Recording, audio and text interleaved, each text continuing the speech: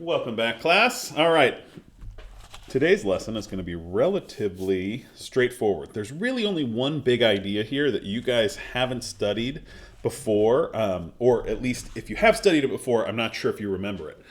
So, polygons. So, a polygon is a simple closed figure formed by three or more line segments. So, important points about polygons. One, they're closed.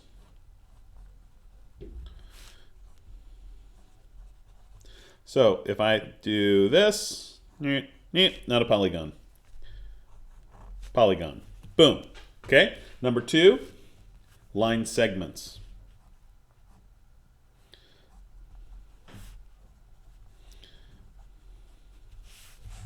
So anything with a curve, not a polygon. So a smiley face, not a polygon. Why? Curve, it's not closed. Okay, and then three or more line segments.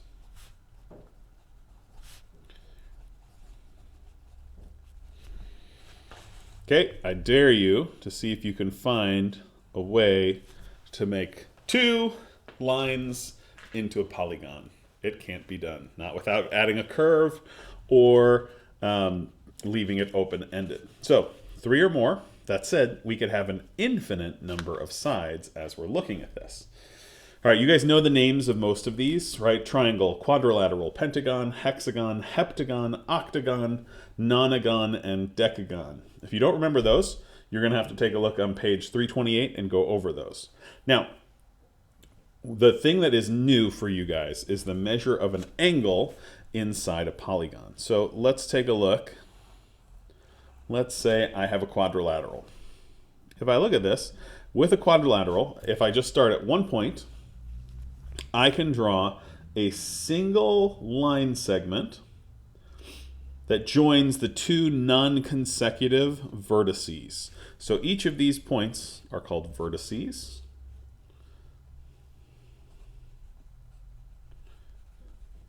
And then that right there is a diagonal.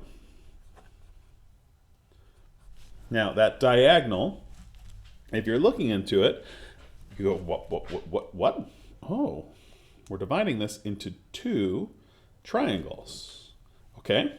And if you remember, you went, oh, yeah, okay, I remember that's, we said that then, okay, this triangle, all the angles in this one is going to add up to 180 degrees. This one will also add up to 180 degrees. And that's why we could say all quadrilaterals add up to 360 degrees. Now, what if we have a pentagon?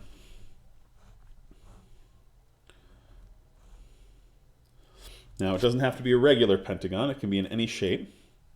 But I'm going to draw a regular one. And if we look here, if this is the vertex I'm going to draw my diagonals from, non-consecutive. So I can't, this line is already drawn. We see we have 1, 2, 3 triangles. And we've got two diagonals. All right, hexagon.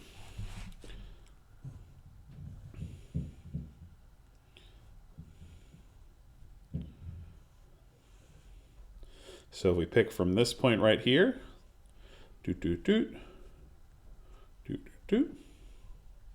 we see that we have 1, 2, 3, 4 triangles.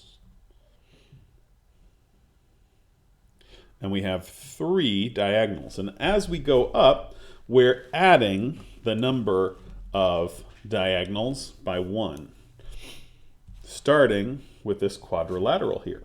Okay, so the property of these, we can use this to measure the sum of the interior angles. So the interior angles are all of these guys. These are our interior angles.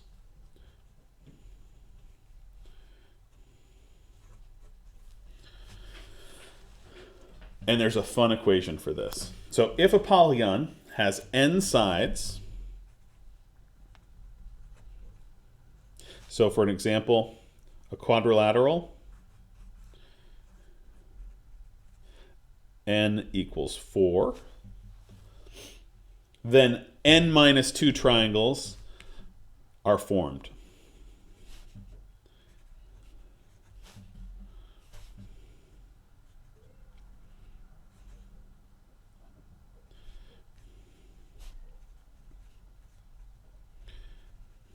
Okay, so far so good, because if we look here, right, our quadrilateral, n equals 4, we saw, okay, we could create two triangles.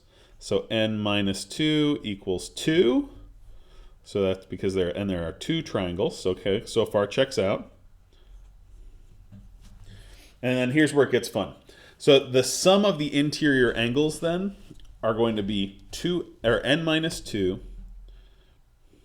Therefore, that's what that little symbol means. So because of these two things, the sum of interior angles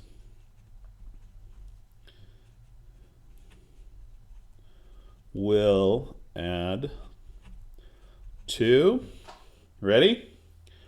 The number of triangles, so n minus 2, times the angle measure of each of those triangles, which is 180 degrees. Whoa. Okay, that's the new thing.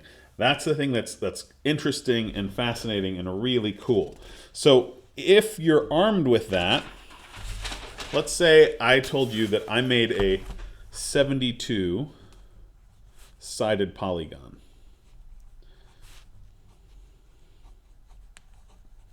And I wanted it to know what are the sum of the internal angles or the interior angles. What is the sum of the interior? So the way that we could set this up then is we say, okay, so that means that n equals 72. And the sum of the interior angles is going to be n minus 2 times 180.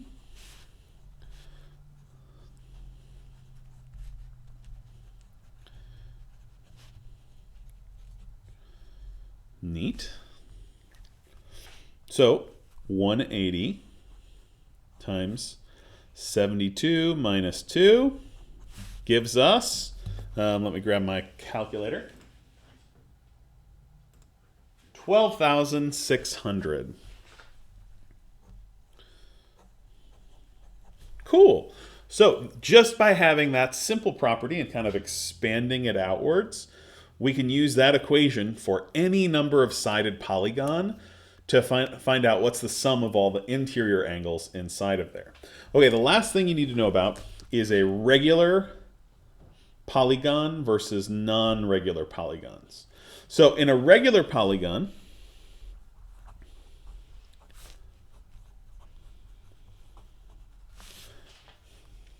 it's equilateral, just like an equilateral triangle.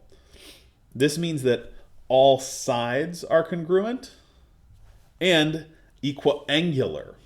All angles are congruent. So all sides and all angles are congruent. So if you can find out that there's just one side that is not congruent, it is not a regular polygon. Okay, let's say I wanted to figure out one more thing. Let's say I had a octagon. So we've got our stop sign. This is testing my ability to draw freehand.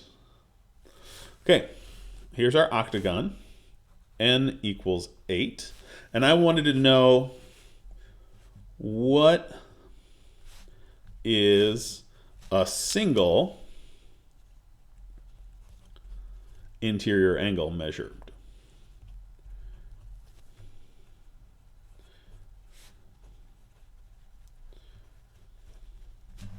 And let's say that I said that this was a regular octagon.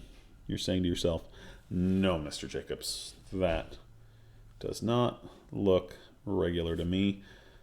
Well, you know what? Don't be so harsh. Hurts my feelings. Okay, so if we look at this, If this is a regular polygon, that means that all of our interior angles are the exact same. If they're all the same, that means that the sum of those, we can figure that out and then divide it by the number of angles. So each of these angles, 1, 2, 3, 5, 6, 7, 8 angles, because it's an octagon, are going to add up to whatever our formula is. So our formula, we've got n minus 2 times 180. And if we plug that in, we get 8 minus 2. Don't forget to do order of operations. And then that simplifies down to 1080. This is, remember, the sum of all interior angles.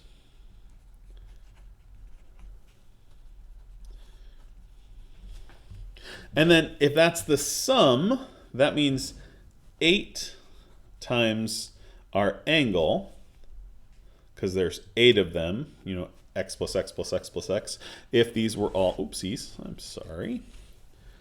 If this is x here, 8 times x is going to equal 1080.